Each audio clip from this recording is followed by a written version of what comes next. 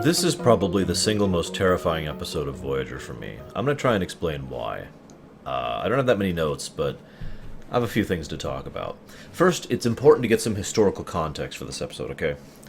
They always knew they wanted to do a Borg episode in Voyager, and they'd actually had scripts and ideas circling around for 6 months prior to this episode actually being worked on. So this was something that was well planned and well done in advance. Similarly, First Contact had basically just come out, and again, they'd known about that for a while, so there was always an intent to follow up First Contact with a continuation of the Borg in the current ongoing Star Trek show, and Deep Space Nine kind of had their own thing going on, which is why the Borg were never in Deep Space Nine, so it was decided to put that into Voyager. Here's the thing. When this episode came out, everyone was like, yeah, the return of the Borg! And the hype machine was through the roof. Everyone, and TV Guide, which was actually still a big thing at the time, and the blah blah blah network, I can't think of what their name is, but, you know, the big network at the time was really pushing, oh my god, it'll be the return of the Borg, and it'll be incredible, and it'll be awesome, oh my god. And then Unity came out, and the response was initially positive, followed by completely lackluster and a lot of fan backlash, because this was not what everyone was expecting.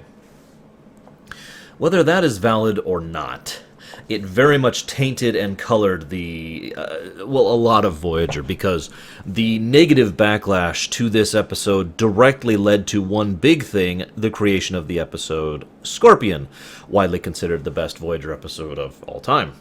So there's no denying that, but most people, even to this day, list Unity as one of their least favorite episodes.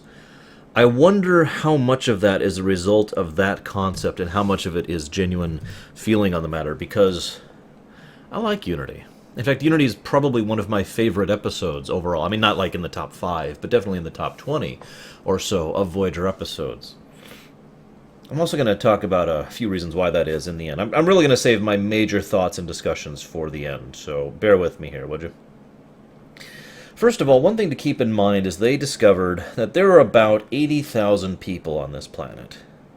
That number may be a continuity snarl. It depends on how you define it. Because, well, there's only about 1,000 Borg drones left on the cube, and we know those cubes can house a few gabrillion people, so it is entirely possible that all 80-some thousand people were Borg drones on this one cube. In fact, it's actually very likely that that is true, and that's how I always felt it. And that just served to emphasize just how many people are on a given cube. Now, I know they actually talk about the population of cubes later on in Voyager. I just felt like mentioning it because it was an interesting thought process of, wow, that's a lot of people. One of the things that has been asked is why did they hide their Borg nature, though they kind of mentioned it in the episode. I'm only going to talk about this briefly here because this has more relevance to do with Seven's character later on than it does within this episode. But one of the things that is touched on is the ultimate dilemma of being a Borg survivor, an ex-drone. Picard has faced this ever since, basically. Constantly, the whole assimilation Borg thing has been thrown in his face as something that the higher-ups do because they can't see past the fact that he was assimilated. They can't get past the fact that he was beaten that one time. I'll talk about that much more extensively elsewise. Suffice it to say that Picard got off easy. All he faced was the prejudice and negative opinions from his fellow officers for the rest of his entire career. That's it. That's about as mild of a problem as it gets, compared to what the other drones face. 7 of 9 herself best personifies this, of course, but the idea of being someone who is vulnerable. See, that's the thing about the Borg. I know I've talked about this before, so forgive me for my repetition. Being a Borg drone means you are vulnerable. You are a victim. You are taken against your will, used against your will, do horrible things, and you're aware of it the entire time. To be freed from the Borg collective means you have all that potential to be a victim again. because now you're vulnerable. Let me explain this a little bit. Everyone likes blame figures. Everyone likes saying this is your fault. And it's not just necessarily limited to blame, though. It's also limited to, I don't know, retribution. This is something we see constantly in history and in fiction both. You are someone who I can hurt. I can't hurt whoever did the bad thing to me, but you're someone I can hurt, and you're connected to the bad thing that happened to me. So I'm going to focus all of my anger and vengeance and all my negative feelings on you and inflict that hurt upon you instead. And that is why being a Borg drone is the ultimate victimization. You never stop being a victim. You cannot hurt the Borg. It is not possible to hurt the Borg. That's not in their nature. It's like trying to hurt a volcano. You can't do it. But you can hurt a person. And so it made a lot of sense to me that the people would try so hard and go so far out of the way to hide their Borg nature, especially from a Starfleet officer. Given how, we saw Sisko, an awesome guy who is very Machiavellian, very diplomatic, and very capable of getting things done, treat Picard like he wanted to slug him. Picard, the most celebrated, decorated man in Starfleet, Sisko couldn't stand the sight of him. Because at one point in time, he was a Borg. Really think about that for a moment. If a man like Sisko could be so prejudiced against an ex-Borg, is it not likely that any other Starfleet officer could? Given how the crew of Voyager in the future will deal with Seven, is it not likely? Really consider that for a moment. If anything, the thing that surprised me was Chakotay was so understanding of the Borg, of the fact that they were ex-Borg. I almost wish they had examined that more and had him, be like, oh, of course it's not your fault, and of course you weren't in control, but like secretly harboring some of his own prejudices because they were Borg, and because of everything I just mentioned. But I digress. One thing they did very well in this episode was they reused all of the Borg, well, not all, but a large amount of the Borg props, basically, sets, costumes, makeup, etc., that they had in First Contact. So if you're wondering why the Borg look surprisingly good in this episode, that's why. They're basically using the movie stuff. So that was good, a definite positive there. I actually mentioned this towards the end, but I'm going to go ahead and make this note now. Robert McNeil, the gentleman who plays Tom Paris, this was his second directing gigs, 2 of 4, I believe, episodes he directed. And I'd just like to say absolute bravo props. He did a great job with his last episode, and he does a great job with this episode. It really shows how much he took a shine to the directing chair, and it's a shame he didn't get a chance to do it more, in my opinion. There's a lot of good stuff all over the place. I'm not going to go over the details, but really watch the blocking, the way the scenes are posed. He does some good stuff through it, but most especially there's this wonderful scene that he and Mulgrew basically collaborated on, where Mulgrew is talking to Chakotay, and she's basically like walking around him, like trying to talk to him, and trying to get this response out of them, and then Chakotay walks to the window, and Mulgrew, Janeway slowly, walks over to him, and they discuss what to do with these Borg, these ex-Borg, and it's just a brilliantly done scene. But one other thing I want to give huge props to McNeil for. You may not know it from looking at this episode, but there was only one Borg set. It was actually one hallway, about 60 feet long, right? And that's it. That's all they had to work with. A tiny, insignificant little set. But they really stretched and did some good stuff with angles and camera and lighting in order to try and make it look like it was always a different chunk of the Borg ship. If you're really paying attention, you could see it's the same set. I just wanted to give props for someone who's only had his second time in the directing chair ever. He did a damn good job of making that flesh out, so definite props there. So then the episode's going on, and there's these people, and I'm like, okay, whatever. And then they encounter what they think is a ship, but they're not really sure because it's not really interacting with sensors the way it should. Which is funny in hindsight, because that is kind of the Borg in a nutshell. And so they say, on screen! And then there's a cube there. It's a funny thing that amongst true hardcore Star Trek fans, at least many that I know personally, which is a large number, there are very few things more instantly terrifying than the sight of a Borg cube. I remember actually jumping in my chair. And it's funny because I only noticed this when I was doing this second review. They actually add an unusual musical sting underneath the Borg cube's revelation, which is actually from the movie, specifically to highlight, oh my god, it's the freaking Borg. And everyone responds pretty much appropriately. It really is a genuine, oh crap moment. And speaking of which, we're going to go ahead and give that its second mark. I told you I'd be keeping track. That is the second time in which the music has been done properly in Voyager so far, ever since I started keeping track. The one funny thing about the Borg, though, and I'm going to go ahead and mention this here because this is mentioned later, there's a great deal of genuine tension in a lot of the Borg scenes, most notably the climax right at the end when the Borg cube starts to reactivate. And a lot of that tension is very properly designed. Most people, when they think of the Borg, they think of the juggernaut, the overwhelming threat that is just going to sweep aside everything in its path. And it's understandable why, because that is kind of the Borg. But in this episode, we think of the Borg instead as the insidious threat, the thing that can rebuild itself from nothing. This was a defeated Borg ship with only 1,000+ drones left on it, and yet if allowed to rebuild at all, it would easily overpower and consume the Voyager crew. And that tension is adamant there. It's all in tiny little details, but, like, for example, Kim calls for the emergency beam out, and it happens, just like that, unlike most times. As they're going through the ship powering up, and the ship slowly turning on its axis, and everyone on the crew getting ready to warp out of here as quickly as possible. And the music, and yes, this is now the third time, we're going to go ahead and make a third note here, the music really helps accent the tension of the scene, because it's not the overwhelming force we're afraid of. It's the potential, the implied threat, the dread that the Borg embody, and the knowledge that at any time this could all go south very, very quickly. Honestly, this was all built up properly, too. I'm skipping ahead because that's like the last scene in the episode, but it was built up throughout the thing. The examination of the Borg ship, the understanding of why it powered down, the realization that the Borg ship could repower itself back on. The realization that even though the husks in those drone prosthetics are actually dead, for all intents and purposes, those drones could still function. Literal Borg zombies. Because after all, that flesh could be rebuilt, as long as they were turned on properly. Think about that.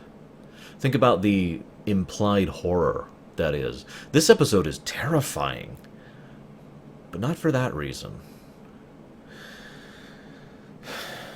So, just because I'm expected to stand on principle, the woman and several people there mentioned that they were captured during Wolf 359. I've heard people bend over backwards trying to explain how someone who was at Wolf 359 would end up in the Delta Quadrant. I don't buy it. One cube destroyed, utterly, I might add. No survivors. Now, the Queen, I understand completely, because her body is not essential to her being. So the Queen surviving, sure, but these aren't the Queen. These are people who actually care about their original bodies, and these drones... Yeah, you get it. I'm just mentioning it. Nothing more. Moving on.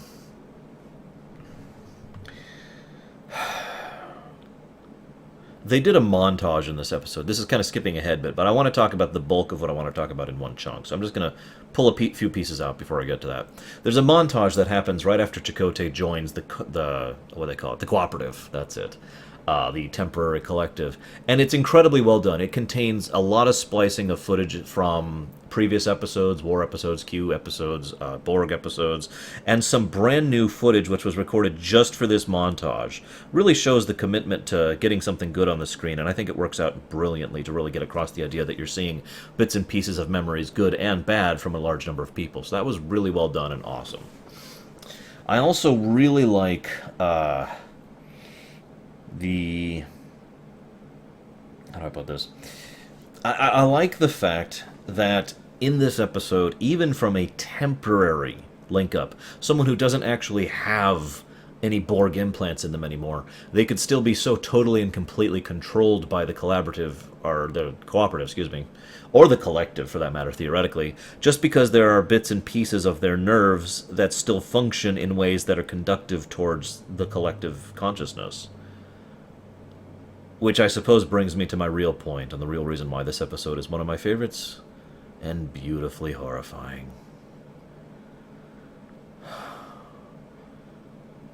What we have in Unity is the beginning of the Borg, in a small little window, a tiny little sliver. We have a planet which is facing internecine strife, violence, robbery, lots of death. We have conflicts of class, conflicts of race, conflicts of age. We have people who are willing to kill for no other reason than that you're different than they are.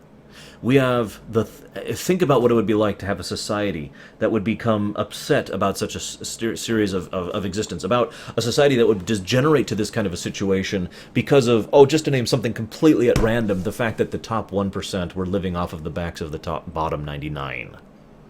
Think about that kind of society and a breakthrough that enables these people to share their thoughts and collectives and whatnot. And remember, the goal is not to make it into a collective. That's not how this starts. It's just a way to try and grow greater bonds of fellowship and unity between people, regardless of their differences. They mention this time and time again, how wonderful it is, we have our own individual personalities, our own whatnots, and I'm Romulan and she's human. It doesn't matter because we're friends. It's so beautifully horrifying to see their wonderfully good intentions and how much good they want to do, how much they want to accomplish, how they care about someone. I wrote down a quote here. Please believe me when I say we only want to help you. And she means it. There is no deception or lie in her statement. And that's why it's so wonderfully horrifying. And then we see that scene, which sends shivers down my spine, even to this day. But when I first saw it, my jaw was agape. I was in shock. As they're all sitting there, and all of them start talking, and it starts with a woman's voice. And then it adds in a few more, and it adds in a few more. And in the very background, we can hear that little distinctive hum that is the hallmark of the Borg. That little... You know what I'm talking about? And as they're all talking, their voices slowly merge and merge until we're no longer hearing any individuals. We're hearing the soft whisper of the collective.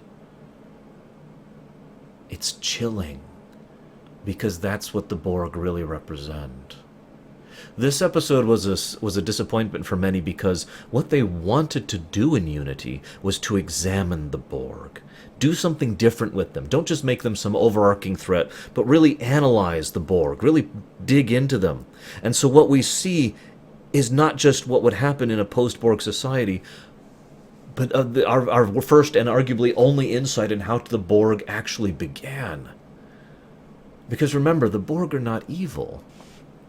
They are not ill-intended. They do not have malice. They want to help you. What do these people in this episode do with the, I keep forgetting the name, the cooperative. I keep wanting to say the collaborative. The cooperative. They feel that their way of life is better. And they talk about self-defense, and they talk about how they have to shield themselves, but in the end, their intention is clear. This way of life, we have discovered, is the best possible way of life. And again, no malice, no evil, no deception, no lies. They just want to share the path that they have discovered towards better life, towards enlightenment, towards perfection, with others. And what are they willing to do to accomplish that? With all their peaceful intentions, with all their goodwill and desire to help others, they're willing to control Chakotay and make him shoot his friends, unstunned, admittedly, and then be shot in turn, willing to enforce their will and artificially control those who disagree with them for their own good. And that is the Borg in a nutshell. Resistance is futile, has a hidden meaning to it. It's not just the fact that they will inevitably win. It's the fact that trying to resist them is futile because they're right in their eyes. The Borg genuinely believe, if you could attribute such a word to such a creature, that they are correct, that what they are doing is the proper path for all life, and they are constantly growing and modifying to ensure that it stays the proper path, that they ever continue their path towards perfection. So they make you a part of them for your own good. And then the truly chilling part is what we see in Chakotay's reaction to having been temporarily joined to the collective. Exhilaration, joy, excitement. He liked it. He liked being a part of that joining of minds. I recently streamed about Dragon Age, and I talked about the allure of not having to take responsibility for one's own actions, or not having to make decisions for yourself. I made this reference to the Darkspawn. For those of you who know anything about Dragon Age, I'll summarize briefly. The idea of sentient Darkspawn who, despite having granted that sentience, want to give it up willingly, like the Mother did. Want to go ahead and return to being under the control of the Archdemon, to just be another mindless drone. How likely do you think it would be if in real life that was an option? How many people do you think would willingly take that option so they don't have to have responsibility or stress or pain or misery or any of that stuff? They don't have to have any of that bad, and they don't get any of that good. All they have to do is be another drone. How many people do you think would willingly take that choice?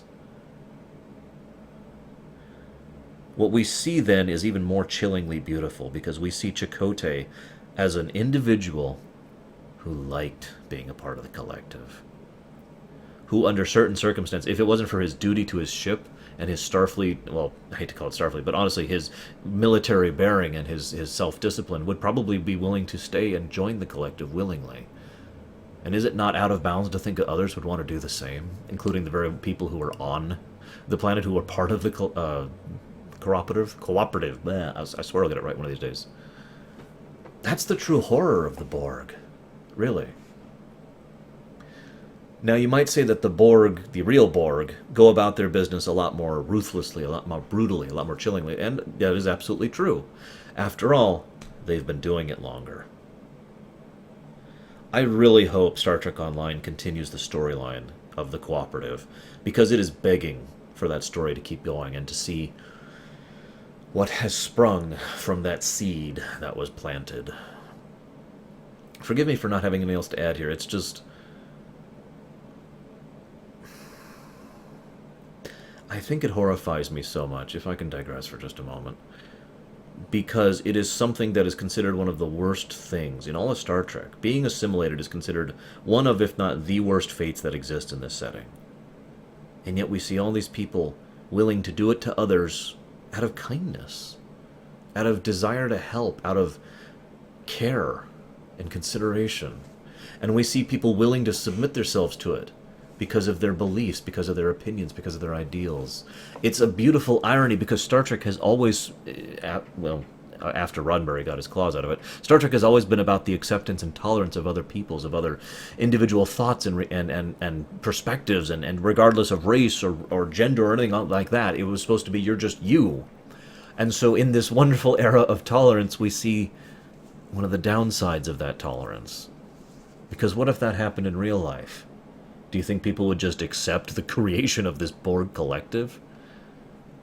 And if they did, do you think the collective would just accept leaving everyone else to rot in their perceived misery? Think about it. Or don't. I'll catch you guys later.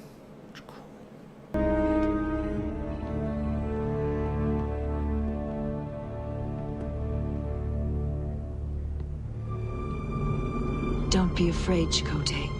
We're here to help you. Open your mind to our thoughts and concentrate on getting well. Hear our voices. Open your mind to our thoughts. Our collective strength can heal you. You're safe with us. Feel the connection. We're with you. See who we are. Know us. You're not alone. Our strength is your strength. We can overcome your pain. We welcome you into our thoughts. There's nothing to fear. We won't let you die. We're all one circle. No beginning,